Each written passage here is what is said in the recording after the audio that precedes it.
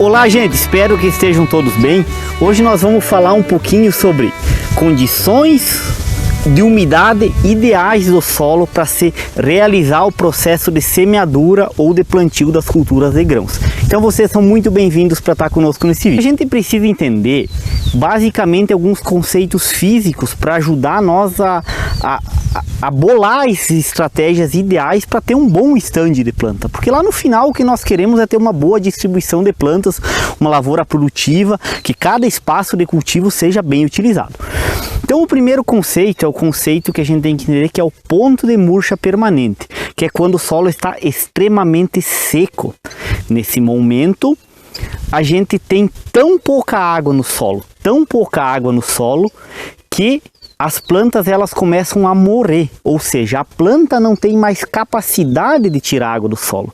É aquele período muito triste, depois de muitos dias de estiagem, onde a gente tem uma ruptura da coluna de água. A capilaridade, a força química que mantém a água coesa, formando uma coluna, ela não é mais suficiente para manter aquele fluxo de hidratação que tem para a planta. E a planta morre. Por quê? Porque entra uma bolha de ar dentro dessa coluna de água. Essa ruptura causa a morte fisiológica das plantas.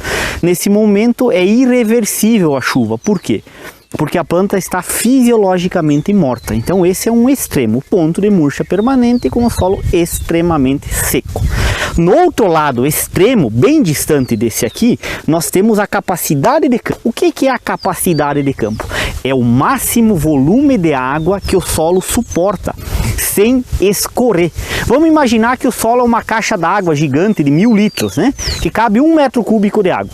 Quando a gente chega na borda dessa caixa, se nós com água e a gente colocar mais uma gota de água, ela transborda, ela travasa.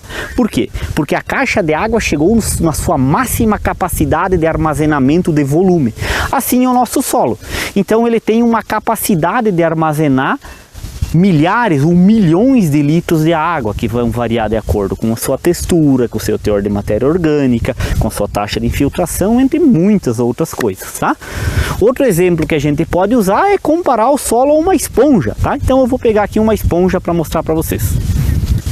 Essa esponja aqui, né, uma esponja de cozinha, ela pode ser comparada ao nosso solo. Ela tem uma porosidade. Então imagine que eu começo a pingar a água aqui e ela consegue armazenar um certo volume de água.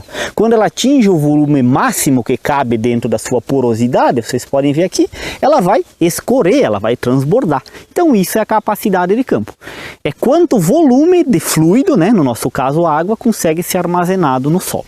Tá? Esse é o ponto extremo. Então, entre o ponto de murcha permanente e a capacidade de campo, tem um longo caminho para acontecer, bem variável. Quando nós estamos na capacidade de campo, o nosso solo tem elevadas forças de adesão, ou seja, o solo ele é lama, ele vira barro, ele gruda muito no implemento. Isso prejudica a distribuição vertical e horizontal das sementes. Então é péssimo realizar o solo muito próximo da capacidade de campo, porque é afetada a eficiência dos mecanismos de ataque ao solo da plantadeira. Pensa quando está colando barro na tua plantadeira, nas tuas rodas de limitador de profundidade, começa a ficar algumas sementes muito profundas, algumas sementes por cima. É péssimo plantar quando as forças de adesão do solo estão muito altas. Então vamos pegar aqui o solo aqui, ó. Vou dar um exemplo para vocês aqui, ó. Esse solo aqui, né, depois de um período longo de encharcamento, ele virou barro, ele vira lama.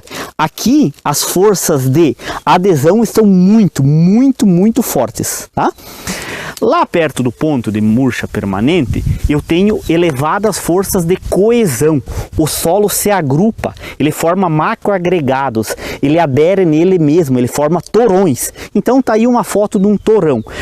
É péssimo plantar com o solo excessivamente seco, porque acontece a vitrificação do sulco. A radícula não consegue penetrar naquele solo seco.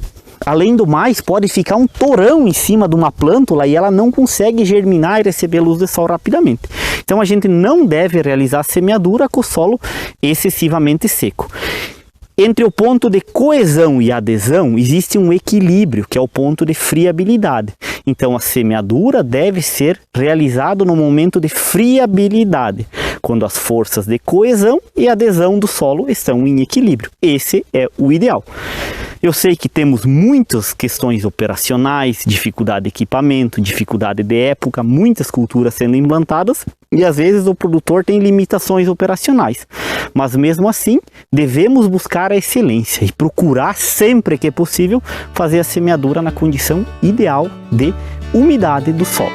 Lembre-se, nós só fracassamos quando nós desistimos. Um forte abraço a todos e Deus abençoe.